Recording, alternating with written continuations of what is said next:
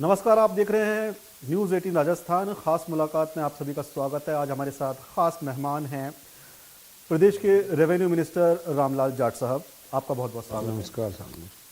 रामलाल जी, आप police service में थे, वहाँ से आपने सहकारिता कोऑपरेटिव में अपने पॉलिटिकल कैरियर शुरू किया और आज एक्टिव जो पॉलिटिक्स है उसमें आने के बाद आज मंत्री भी हैं। कैसा ये सफ़र रहा आपका? तो वो सफ़र तो कोई भी हो चैलेंजपूर्ण रहता ही है, संघर्ष तो रहता ही है। लेकिन जब मैं सर्विस में था, पहले मैं एसटीसी करने की सोची थी, उसमें नंबर भी आया मसूदा। फिर थानेदार बनने की सोची, इसी दरमियान आर्मी में सिलेक्शन हो गया। फिर हमारे डीजीपी साहब या गिल साहब रहे, वो एसपी थे, तो उन्होंने मुझे वहाँ भर्ती निकली हुई थी 84 में। मैं यूं ही गया और भर्ती हो गया। खिलाड़ी था ही, दौड़ भाग की, फिजिकल फिट था, गाय भैंस का दूध पीते खाते थे, गांव में रहते थे, तो फिजिकल फिट थी। उस समय कॉलेज पढ़ते पढ़ते हम पुलिस में चले गए। जब पुलिस की नौकरी रास नहीं आई, मदर फादर ये नहीं चाहते थे कि वो पुलिस में रहो, मैं मास्टर को ज़्यादा पसंद करते थे। तो इसी दरमियान मदर फादर दोनों एक साथ एक्सपायर हो गए। 17 दिन का गैप था। तो उनके कोऑपरेटिव के शेयर जो मेरे नाम ट्रांसफ़र हुए, और उसी दरमियान कोऑपरेटिव डेयरी के इलेक्शन आ गए। तो विलेज पे मैं अध्यक्ष हो गया था। और जब चित्तौड़गढ़ भीलवाड़ा कंबाइंड जिला हुआ करता था, हमारे दूध कोऑपरेटिव सहकारी संघ लिमिटेड भीलवाड़ा एंड चित्तौड़गढ़, तो उसके डायरेक्टर के इलेक्शन हुए। तो हुरडा बनेड़ा एक डायरेक्टर, एक वार्ड था, तो उसमें मैं डायरेक्टर चुन लिया गया। जब 9 डायरेक्टर हुआ करते थे, तो हम सारे लोग मिलकर ये तय हुआ, तो 5 डायरेक्टर मेरी तरफ थे। तो मैं अचानक ही दूध डेयरी भीलवाड़ा का चेयरमैन हो गया। उसी दरमियान मैंने चेयरमैनशिप में अच्छे काम किए, मुझे अच्छे टीम मिल गई, एमडी एनके गुप्ता वगैरह, और उनकी टीम थी। तो वो अच्छे काम हुए, उस वजह से मुझे, और वैक्यूम भी था, कम्युनिटी को टिकट देना था। मेरी कम्युनिटी का काफ़ी वो था पहले भीलवाड़ा में, आज भी है। तो 93 में मेरी कम्युनिटी के दूसरे लोगों को टिकट दिया हुआ था, दूसरे नेता थे, लेकिन वो जीत नहीं पाए थे। इस वजह से वैक्यूम था, तो मुझे 98 में टिकट मिल गई। तो प्रदेश अध्यक्ष अशोक गहलोत साहब थे और स्वर्गीय मदेरणा साहब परशुराम जी विपक्ष के नेता थे। तो दोनों ने मेरी हेल्प की। कई बार चेयरमैनशिप में पॉलिटिक्स की पार्टी की वजह से मैं सस्पेंड भी हुआ। अच्छा। लेकिन हाई कोर्ट गया, हाई कोर्ट ने, जुडिशियल ने मेरी मदद की। पहले ट्रिब्यूनल कोर्ट गया, ट्रिब्यूनल कोर्ट ने मदद की, फिर वहाँ से हाई कोर्ट गया, हाई कोर्ट में भी मदद की। जितना मुझे दबाया गया, उतना ही मैं पॉपुलर हो गया जनता में, और मैं लगातार रुका नहीं। जवान तो था ही। बिल्कुल, युवा होने का और जो खिलाड़ी होने का आपका जो एक असर है, वो हम देखते हैं कि आपकी जो छवि है वो एक दबंग नेता के तौर पर भी है। हम भीलवाड़ा में आए दिन हम सुनते और देखते आए हैं, जब आप अफसरों को काम नहीं होने की वजह से डांटते डपटते नजर आते हैं। एक किसान को एक नकल का मामला था, उसमें भी आप अधिकारियों को डांट रहे थे। अब आप उसी डिपार्टमेंट के मंत्री हैं, क्या प्राथमिकताएं हैं आपकी? देखो, ये बात सही है कि रेवेन्यू एक बहुत बड़ा महकमा है, और पूरा राजस्थान का स्ट्रक्चर ही इसी पे बना हुआ, इसी पर निर्भर है। इसमें बहुत चैलेंज है। सबसे पहले तो नीचे के स्टाफ की कमी है, आज से नहीं बरसों से। गवर्नमेंट आई गई, लेकिन इतनी भर्तियां नहीं कर पाई जितनी वैकेंसी है। ऐसा भी नहीं कि भर्ती नहीं की हो, भर्तियां की, कांग्रेस ने भी की, बीजेपी के टाइम में भी हुई, लेकिन उतनी नहीं कर पाई जितनी वैकेंसी। इसलिए जनता को सफ़र करना पड़ता। लेकिन फिर भी 2008-9 में जब अशोक जी ने डिजिटल प्रोग्राम शुरू किया, अब देखो, ब्यूरोक्रेट को या अधिकारियों को या टेक्निकल लोगों को ऐसी जटिलताएं 2008-9 से शुरू हुआ और अब तक चल रहा है। कितना लंबा टाइम हो गया। अगर ये कोई गवर्नमेंट का नहीं हो, प्राइवेट कंपनी हो, तो इतना फास्ट होता है, उसकी टाइम लिमिट होती है, तो इतना सफ़र नहीं करना पड़ता। लेकिन फिर भी सरकार में काफ़ी हद तक इस बार मुख्यमंत्री जी ने बजट में प्रावधान भी किया, जिसे लगभग हमारी 318 तहसीलें ऑनलाइन सिस्टम हो गई। तो आज नकल लेने में किसान को कहीं जमाबंदी लेने के लिए डिजिटल साइन सिग्नेचर सही थी उसको उपलब्ध ई मित्र पे भी होती। किसान का लड़का पढ़ा लिखा है तो अपने मोबाइल पे प्रिंटर से निकाल के खुद घर पे भी निकाल सकता। बहुत अच्छा काम हुआ। फिर भी जो चैलेंज है वो काफ़ी बरकरार आज भी हैं कि वैकेंसी सीमा ज्ञान पत्रगढ़ी के लिए या म्यूटेशन ऑनलाइन भी कर दिया, लेकिन फिर भी वो टाइम पीरियड जैसे 30 दिन तक ग्राम पंचायत में देने का है, फिर उसके बाद तहसीलदार जी टोटल 47 डेज एक नामांतरण, चाहे विरासत से खोलो चाहे ज़मीन परचेज करो या करे करो, 47 दिन का प्रोसेस है। कई राज्यों में हमने देखा, कल ही मैंने डिपार्टमेंट की रिव्यू मीटिंग की तो उसमें ये प्रोसेस में कमी की हुई है। कई जगह ग्राम पंचायत को इन्वॉल्वमेंट नहीं रखा है, सीधा अभी महाराष्ट्र में जैसे कर रखा है। तो ये फैसला नीतिगत निर्णय है, क्योंकि नेहरू जी की सोच थी, अशोक गहलोत जी ने खुद ने उन पदचिन्हों पर चलते हुए ग्राम पंचायत मजबूत कैसे हो, ग्राम पंचायत का भागीदारी रहे ताकि वहाँ कोई गलत चीज़ तो नहीं हो जाए, वहाँ चुने हुए सरपंच रहते हैं, इसलिए यहाँ पे ये चीज़ डाली हुई है। फिर भी जो टाइम पीरियड है, कल हमने रिव्यू मीटिंग की तो उसमें थोड़ा टाइम पीरियड हम कम करने जा रहे हैं। ये जो राजस्व का जो विभाग है ये आम आदमी से बहुत जुड़ा हुआ विभाग है। मतलब हम गैर खातेदारी से खातेदारी में इसका रूपांतरण हो या नकल लेने का मामला हो या गिरदावरी रिपोर्ट हो, मतलब ये जो जितने भी इसकी जो प्रक्रिया होती है और जो इसका नियम है ये बड़ी कॉम्प्लिकेटेड है। तो उन सबको सरलीकरण के लिए या लोगों को उससे जो फ़ायदा जो पहुंचना चाहिए वो पहुंचे, उस पर आपका क्या फोकस रहने वाला है? देखो, वैसे डिजिटाइजेशन जब पूरा हो जाएगा, ऑनलाइन सिस्टम सारा नक्शा ट्रेस, जैसे हवाई जहाज हेलीकॉप्टर उतरता है अक्षांश देशांतर अंश के हिसाब से, अगर हम उस तरीके से पूरी तरीके से आ जाएंगे तो मैं कह रहा हूँ झगड़े पुलिस के केसेज वगैरह सारे लगभग न्यूनतम हो जाएंगे। अभी हमने 12 जिलों में पायलट प्रोजेक्ट में 13 तहसीलों को लिया है। स्टाफ की कमी की वजह से वो कर नहीं पा रहे, इसके लिए अलग से मुख्यमंत्री जी ने अधिकारी लगाया है। हम कोशिश कर रहे हैं कि बहुत जल्दी उस चीज़ पर आ जाएं ताकि ये झगड़े हमेशा के लिए, इनके जो विवाद हैं वो ख़त्म हो जाए। मैं गारंटी से कहता हूँ अशोक गहलोत जी के नेतृत्व में इस सरकार में वो चीज़ हम करके दिखाएंगे। तो हम सारा आईटी के माध्यम से वो चीज़ें कर रहे हैं, उसमें टीम लगी हुई है हमारी, बहुत जल्दी हम उसको हासिल कर लेंगे। रेवेन्यू मिनिस्टर रामलाल जाट से हमारी बातचीत का सिलसिला जारी रहेगा। अभी यहाँ रुकते हैं छोटे से ब्रेक के लिए।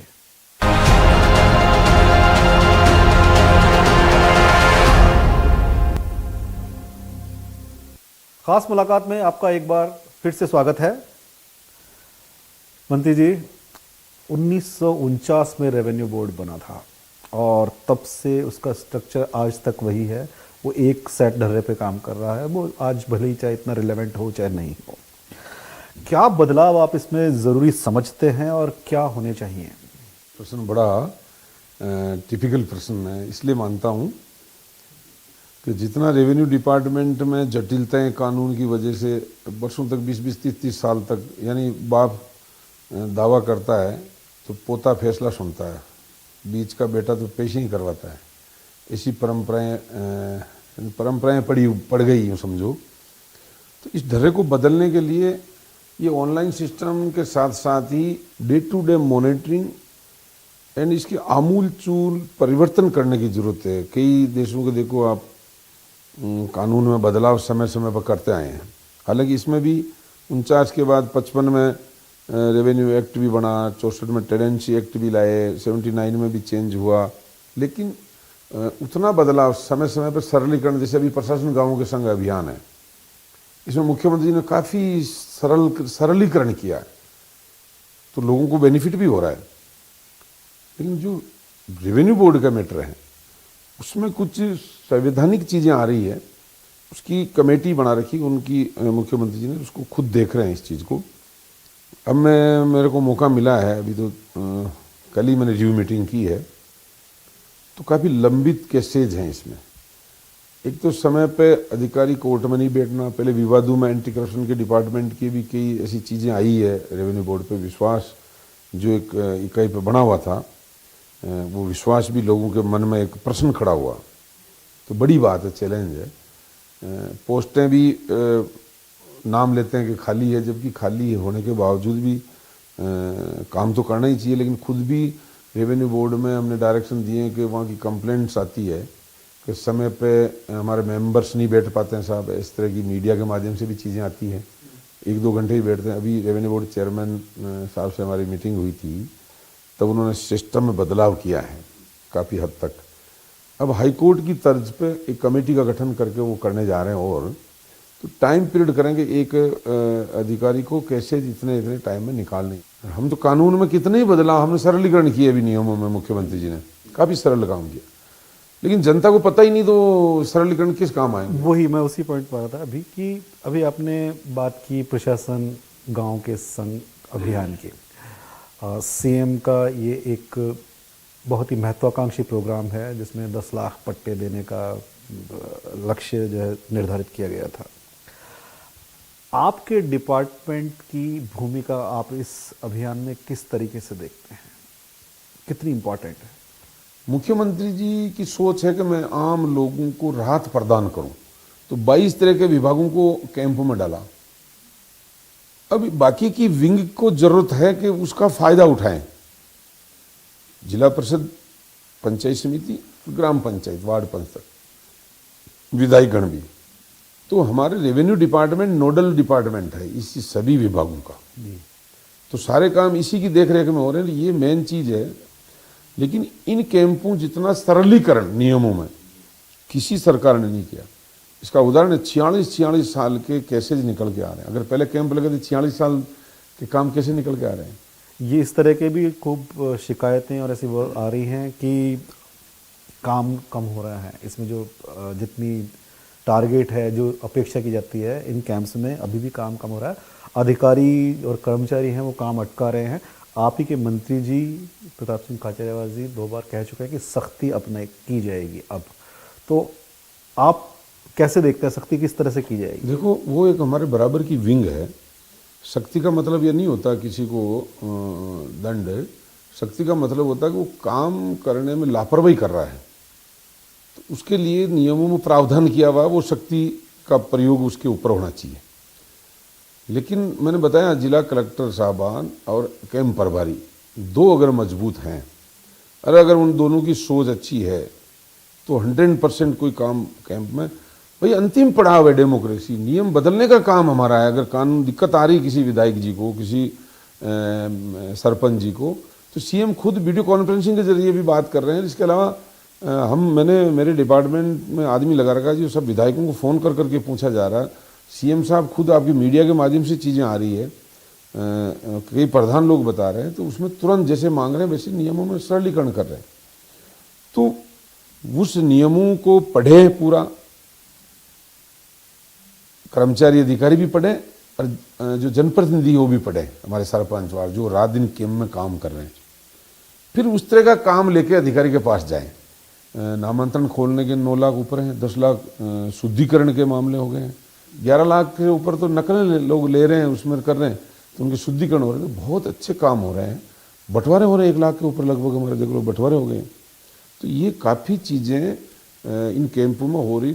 अंग्रेजों के राज में, राजाओं के राज में जैसे अधिकारी होते थे, वैसे कई मानसिकता के कुछ लोग हैं, कुछ अधिकारी, तो उनको ठीक करने के लिए मुख्यमंत्री जी डांट भी लगाते हैं, ठीक भी किया है। तो ऐसी चीज़ें अभी कमेटी भी बनाई है, तो वो चीज़ भी हम करने जा रहे हैं, ताकि उनको बरसों से कैंप लग रहे हैं, कैंप निकल जाएंगे, पट्टे ही नहीं मिल रहे, बेचारे हो रहे हैं, तकलीफ देख रहे हैं, तो वो भी हम कर रहे हैं ताकि उनको भी पट्टा मिले। तो ये चीज़ें जटिल प्रक्रियाएं अभी हम इन कैंपों में निपटा के कर रहे हैं, इसलिए 10 लाख से ज़्यादा पट्टे देंगे। मंत्री जी से बातचीत का सिलसिला जारी रहेगा, यहाँ रुकते हैं एक छोटे से ब्रेक के लिए।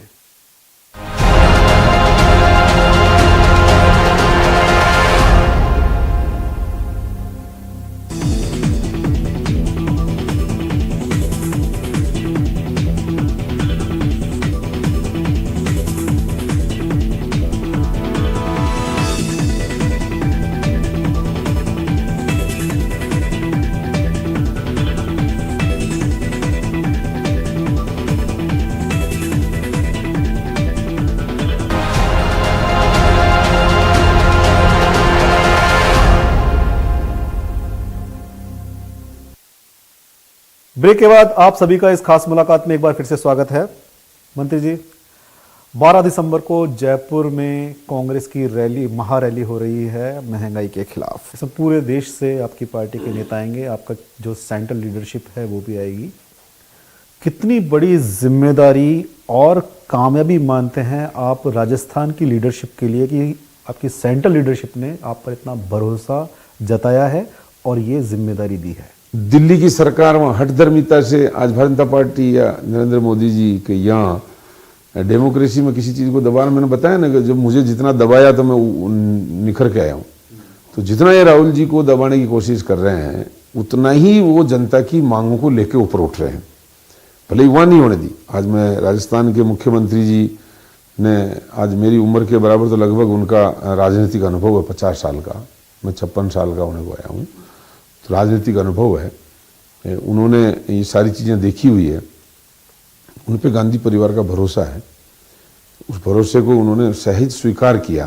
आज रैलियाँ होगी, 12 तारीख को शानदार रैली होगी और गहलोत साहब इन चीज़ों को समझते हैं। पूरी देश में यहाँ से मैसेज ही नहीं जाएगा, इस भारतीय जनता पार्टी के जो प्रधानमंत्री जी नरेंद्र मोदी जी है वो आप 24 में देखने को नहीं मिलेंगे, क्योंकि जिस तरह के हालात बन चुके हैं। आप उपचुनाव देखो, चौथे नंबर पर आज ऐसे उनका जलवा है, चौथे नंबर पर भारतीय जनता पार्टी गई, तीसरे नंबर पर गई।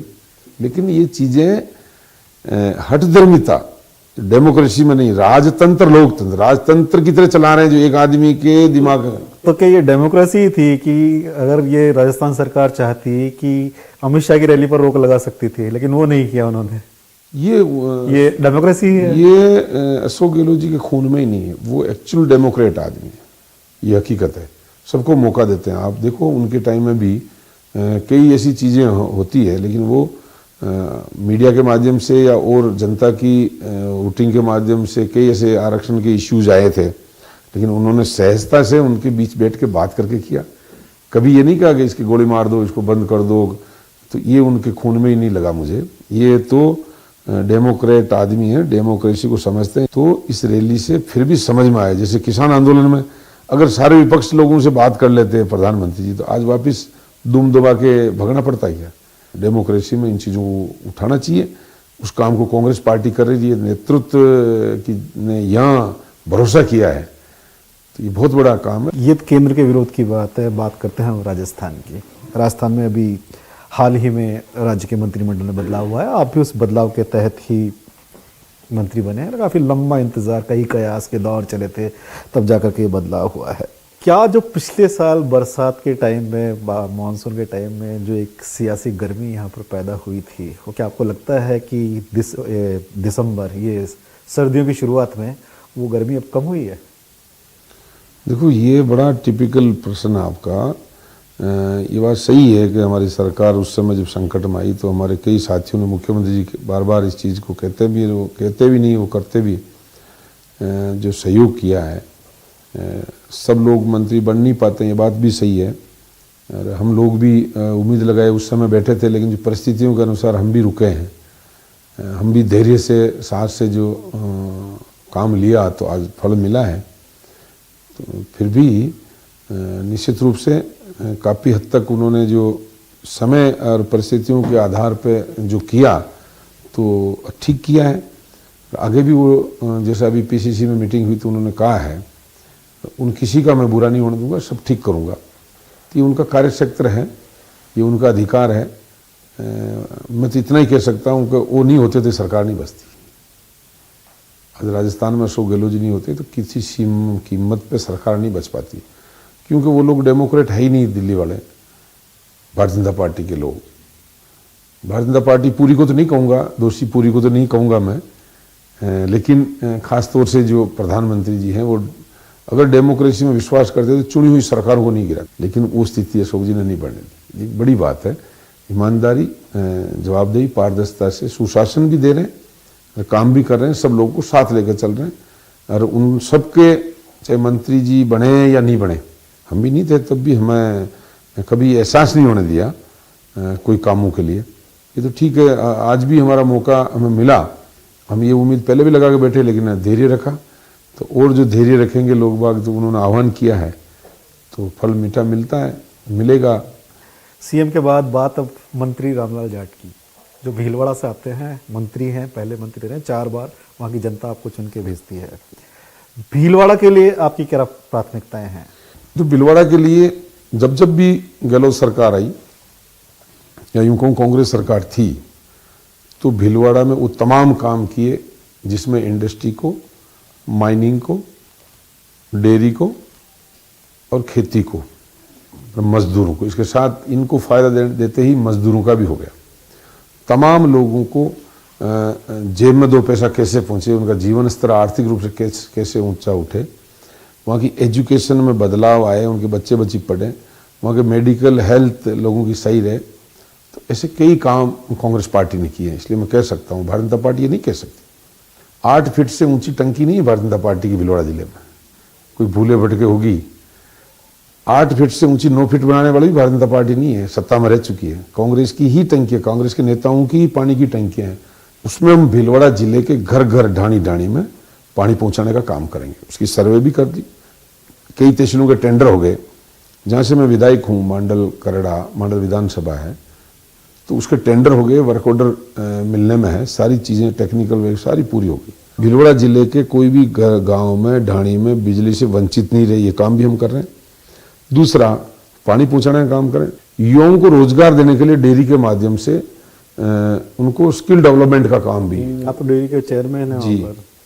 तो वहाँ पे ये काम भी हम कर रहे हैं, जिसमें नाबार्ड में SC/ST को 33% सब्सिडी होती है, मैं डेयरी की तरफ से सब्सिडी देता हूँ। सरकार में बदलाव के बाद हम एक और बदलाव जो आप में देख रहे हैं वो आपकी मूंछ है। इस कैबिनेट शफल आपके मंत्री बनने से पहले जो हम देखते थे तो आपके पास मूंछ नहीं थी, लेकिन अभी हम आपको देख रहे हैं वो पुरानी कहावत है कि मूंछ नहीं तो पूंछ नहीं। मूंछ के पीछे कई अर्थ हैं, लेकिन गांव में मूंछ के प्रति सोच अच्छी बनी हुई है, चेहरे के निखार भी आता है। तो मूंछ को उस परिभाषा में लेते हैं जो मूंछ रखते हैं वो, कि भाई चलो ये एक अच्छा मजबूत आदमी है, ये हमारी शान को रखता है। हमारे महाराणा प्रताप, हमारे पूर्वज जैसे लोग थे जिनकी मूछें थी, तो उसको देख के आइकॉन मानते हुए अपने राजस्थान ही नहीं पूरी दुनिया में इसके प्रति भावना जो बनी हुई है उसको देखते हैं, इसलिए मूछ का अर्थ है। तो उस बदलाव का और इस बदलाव का कोई आपस में कनेक्शन नहीं है? नहीं, हाँ, लेकिन उसकी वजह से नहीं है। हमसे बातचीत के लिए बहुत बहुत शुक्रिया रामलाल जी। धन्यवाद आपके न्यूज चैनल को। खास मुलाकात में आज बस इतना ही। खबरों के लिए आप देखते रहिए न्यूज़ 18 राजस्थान। नमस्कार।